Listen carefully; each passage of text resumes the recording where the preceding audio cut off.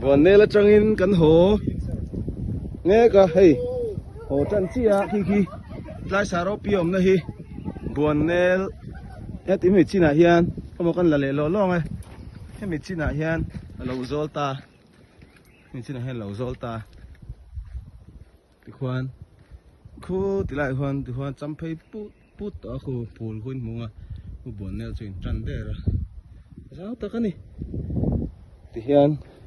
con hồ tiền hay là trong khi cho bình thảo vút đó con hi cái đậu tết tệ mà đậu tết tệ ba cái này nó con hi khu ta khu trong tiền lê ri mà buồn nè trong tiền lê ri khu ta khu tiền lê ri trong tiền lê ri lê vắt lẩu nị khu chưa trong tiền khát nị lẩu mà trong tiền tiền lẩu thì hiền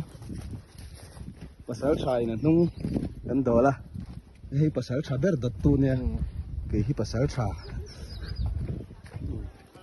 ka mel ti ve lo mai ang pasal tan pon kan cha pasal tan na cha ani zo ka ber ni chu pasal cha po kan ni che lo ni chu sa man pui pasal cha kan ni che lo pasal tan na cha kan ni chu